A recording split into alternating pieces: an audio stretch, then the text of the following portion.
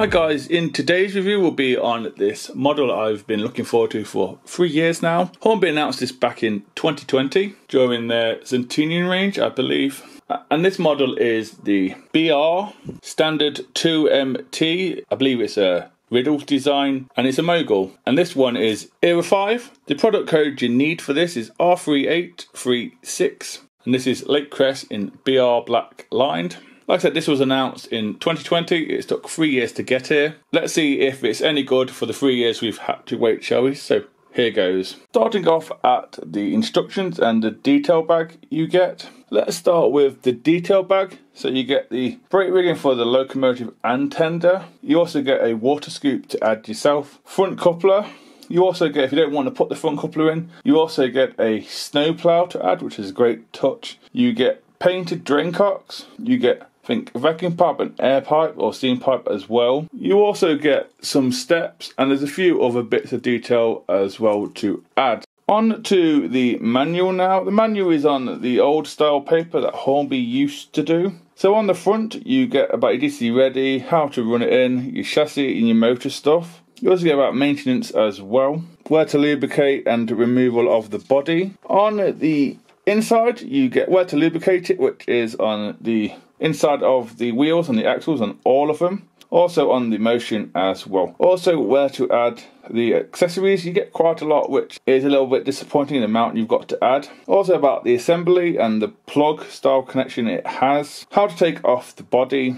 How to move the coupling to a closer coupling. And DC ready and sound. I think the chip is in the tender by the looks of it. Then on the final page, or the back page, you get where to add the brake rigging, which brake rigging is for which underside, so one for the tender, one for the locomotive. You also get about the spares and repairs, and then you get a few safety notice and importance notices at the bottom on what to do if you have an issue. As we now move on to the front of this locomotive. The front of this locomotive does have an M pocket for the snow plough and the front coupler. Also have some guard irons to knock stuff off the tracks. We also have round metal sprung buffers, and they're quite easily sprung. They do the job, but in double O they are a little bit pointless if I'm honest with you. We have the buffer beam and housing in a nice red with a few rivets on the buffer beam. We also have a hook there as well, which looks to be separately applied, and it is in black. There's a few holes dotted around the buffer beam for the details to add yourself in the massive detail pack you get.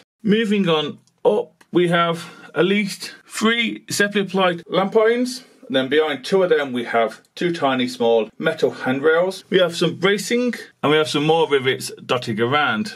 From this angle you can see, I think they are lubricating pots or piping, which are picked out in gold. We have a separately applied dart. We do have a shed code on this model, which if we have this correct, the shed code is 64G Harrick. And then we have self-cleaning below that initial as well. The dart is separately applied. We also have a number as well. The number for this locomotive is 78047. And I believe that is separately applied as well. We have a small handrail and another lamp iron at the top. And then we have a rather big chimney to go with it. So as we look at this locomotive from the side view, both sides of this locomotive are slightly different. Let's start with the other side. The other side does have a reversing rod. I think it's in some casing around the other side. We also have some different pots and wiring and copper wire on the running board around that side, and then below the cab we also have some copper piping. It is plastic, but it's below the cab. This is a Mogul. This is a 260 design. The motions of this model are metal. All the axles on this side and the other side are all covered up in black, which is great. The cylinders themselves are black with red, black, red lining. This being a BR locomotive, this is in BR black with some lining on the boiler. So we do have separately applied handrails and steam pipes around here. We also have a lot of copper or gold style piping. There's a few lubrication boxes or sanding boxes dotted around both sides. And on this side we also have a cylinder and a few pots as well. We also have boiler banding as well, which is red, black, red. And we also have an air gap between the chassis and the boiler, which you can see through. Underneath the cab itself, on this side there is nothing at all, no piping unlike the other side. We also have a speedo cable, I believe, underneath the cab on this side. Again, we have the number of the locomotive, which is 78047, and then we have glazing in the window. And we have lining around the bottom half of the cab side too. There's not much difference to me between this and the Ivert 2MT, if I'm honest with you. This is a Riddles design. As we move on now to the cab detail on this model, this model does not have flickering firebox or anything like that. We do have flush glazing in the cab. We also have a nicely moulded handle to open the firebox, but I don't think you can. We have some gold piping. We have some dials and stuff on the speedometers, and all that sort of stuff is painted. There's no water gauges at all. I think there's a few washout plugs as well. Like I said, there's lots of gold copper piping. There's some vents down the bottom on the wood flooring. We do have a movable floor plate. We also have some cab doors that are positioned the way Hornby have done it, and we have some small handrails as well. I will try and get some good photos, but it's a little bit of a tight cab in it. On the other side, we do have a cover coming over from the tender. We have, again, cab doors, handrails, a chute, some fireman's cupboards, and I think that's really about it. It is a highly detailed cab once you can get in and have a look. We're finding that there's not really much to see on the front of the tender. As we now move on to the side of the tender, both sides of the tender are exactly the same. From this view, you can see the upright at the beginning of the tender to cover, I believe, the crew. It does look a bit odd, but that's how it is. Like I said, we have handles at either side of the tender. We also have handles on top of the tender as well. We have lining, which is white, black and red lining. We also have a crest, and I think it's the BR Lake crest, which is crisply applied. And then all along there you can see lots and lots of rivets. Then down below we have two lots of steps. We also have some axle boxes and springs which are crisply moulded, and some arches. There's no lining at the bottom. That's the same on both sides of the tender. As we now go to the back of the tender does have guard irons, knocks stuff off the tracks. It also has the NEM pocket coupling with a coupler already applied. We have metal round buffers that are sprung. The buffer and housing is in red with a few rivets. We also have a hook there already applied in, painted separately in black. Again, there's a few holes on there, I believe, for detail parts that are in the bag. As we move on up, we at least have 3 lamp irons along the bottom, which is the norm. We have a separately applied, I think it's plastic ladder. All across that you can see a few rivets making a box shape. I always like to look at the rivets. Then we have 2 plaques, I think are water and coal capacity plaques, which are easily readable to the naked eye. Then at top we have a few handrails, and then we have in the middle we have the other lamp iron too. As we're doing an aerial view now on top of the tender, again we have handrails all the way around the tender. We have a water filler cap as well, and then we also have a dome. This very much is an Ivert design of a tender, I would say, from what I've seen. The tender is in black. We do have some supports. We also, in the corner of them, we also have some eyes to tie down tarpaulin, I'm guessing. Then if we move along to the coal load, the coal load itself is raised. It's a small coal load. I think you can removable it. There's a few rivets dotted around there and a few supports. And if you look closely, you can see the cupboard that comes from the tender over to the locomotive. It does look a bit odd. I've mentioned it before. It's the same on my Ivert 2MT. As we now do a aerial view on top of this locomotive, let's start in the usual place, which is the cab roof. On the cab roof, we do have a few rivets. We also have a line, which is a rain duct here, I'm guessing. We do have a movable vent going across. You can also see the glass guards protecting the crew from the sides as well. As we now move across to the safety valves and whistles, the safety valve is metal. I think the whistle is plastic, but the amount of piping and the washout plugs you have around the firebox, I believe, is quite a lot. It looks amazing. We also have some piping going down each side of the locomotive. And as we move a little bit forward, you can see some handrails dotted around, which are separately applied. You also see the boiler banding, which again is red, black and red. I think we have 4 of them dotted along the length of the boiler. We also have, I think, a separately applied dome. Again, as we go along, I think we have some more separately applied piping. There's a lot more piping and lubrication boxes on the running board. Hopefully from this view you can see both sides. I don't think I've done it justice. I think at the end we do have a superheater near the chimney. Then we come to the smoke box door area and bracing. And then we have sprung buffers as well, which are red and metal. Now, as we do a underneath look at the locomotive, from here you can see the wheel configuration again, which is a 260, so MOGUL design. The front pony truck is a little loose, as in it moves quite easy from side to side. To take off the base keeper plate, I think you got to undo, 4 screws, including the pony truck as well at the front. Then underneath there, I believe it's metal contact, like strips, that Hornby usually use. There on the 6 driving wheels. The sanding pipe and the brake shoes do line up with the wheels, which is always great to see that. There's no brake rigging because that's in the detail bag. There's not really much to scream and shout about from this view. You can see a bit of piping on one side, which is always nice to see. And finally, as we come to the loco and tender connection, the loco and tender connection is the old-fashioned Hornby one. So you have a drawbar with 2 screws, one at either end, one on the loco, one on the tender. You can move the drawbar closer or far away depending on the preference of the locomotive when you buy it. Just have to undo one of the screws. We do have wires and plugs going over to the tender. It is reliable, but it's not as great as the push-fit ones that Hornby do on the P2. We do have pickups on all 6 of the tender wheels, but they are up in the chassis, I want to say. So it's hard to get a photo of them, but they're all on all 6 wheels. We do have at least 3 screws to take off the base keeper plate on the tender. I'm guessing you have to undo a screw as well as the plug. There's a hole near the end for the water scoop, which is in the detail bag. Personally, I don't think it should be in the detail bag. There's also some holes there for the brake rigging as well. Then at the end we have the NEM pocket and coupler as well as the buffers too. There's not really much to look at underneath the locomotive this time round. So next up will be the usual points test and second radius. Even though the box says it can do second radius, I always like to make sure that they can. So let's see if it can manage it, shall we?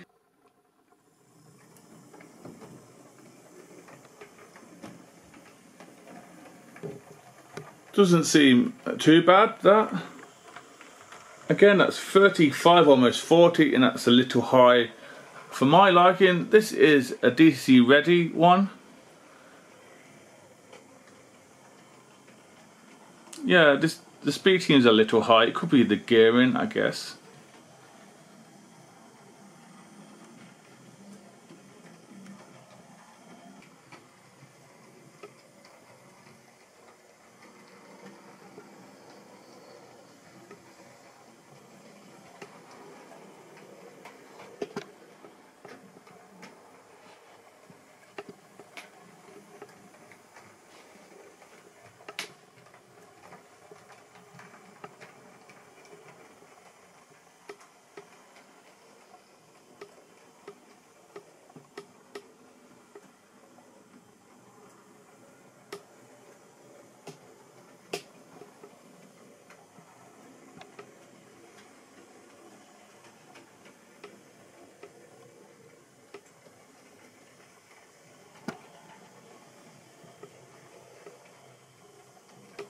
Yeah, it managed that pretty well. If I'm honest with you, it was smooth, but on the controller it was a little bit high, especially on the second radius bends. It was like almost at the 50 mark on my Gauge Master Combi controller. So anyway, let's do some slow speed running and find it a train to pull, and I'll give my opinion at the end. Again, it's smooth, but it's 30.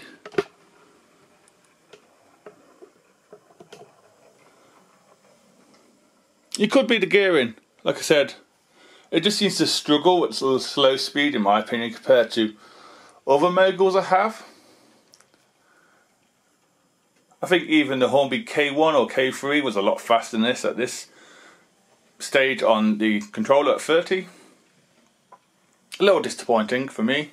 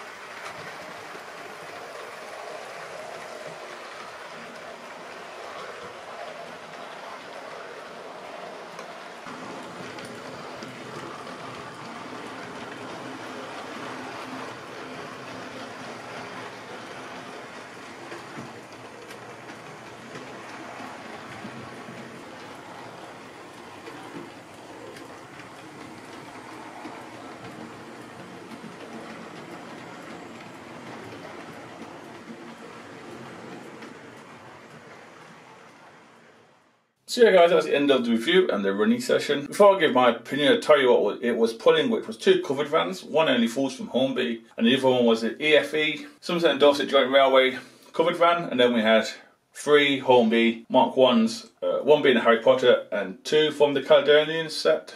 It looks okay for me. It's a mixed traffic locomotive. It looks okay. I got mine from the model centre, like I said, and I paid £196.19, which is a little high for a Mogul, and they were a lot cheaper when they first announced 3 years ago. I think they were like £165. But if you get these from Hornby right now, of this batch anyway, you're talking £218, which again is a little high for a Mogul in my opinion. Now here comes my opinion on the model. I'm disappointed with the model. Most of the details you got to add yourself, like the water scoop, the brake rigging. Why haven't Hornby added these? I've had 3 years to sort the issues out. It annoys me a little bit. We pay a high price and most of the details in the bag. It ran really smooth, but on my Gauge Master Combi controller it was a little high. During the running session it was 50, but in reverse you got this ticking of like the rods, but you didn't get it going forward. But some cases in going forward there was a loud hum coming from the motor.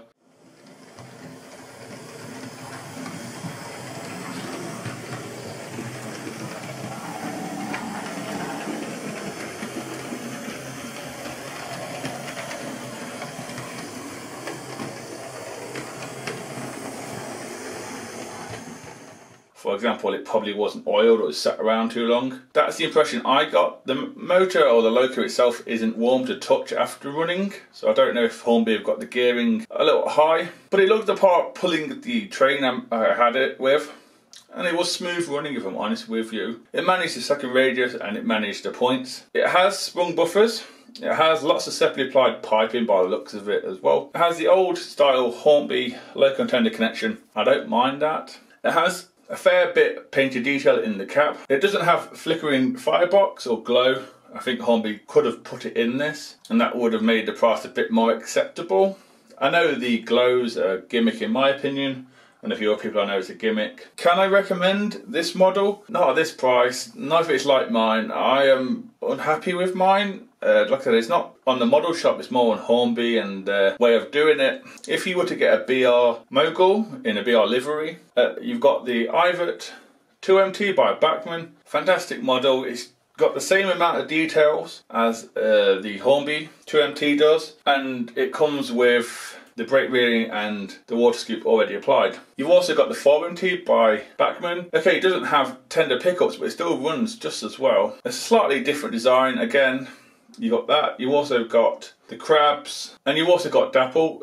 Dapple's Great Western 43XX. Again, that's a fantastic model, and it's a lot cheaper than this one. And then you also have the Hornby LNER. I think is it K1 or K3. Again, that's a fantastic model. It runs a lot better than this one. I think it's like 30 and it's smooth as butter. If you really want one that looks like a BR 2MT, I would go for the Ivert version by Bachmann. I know there's slight differences with the cab roof, I think, and the cab sides and where the regulator is, but that's personally what I'd go for.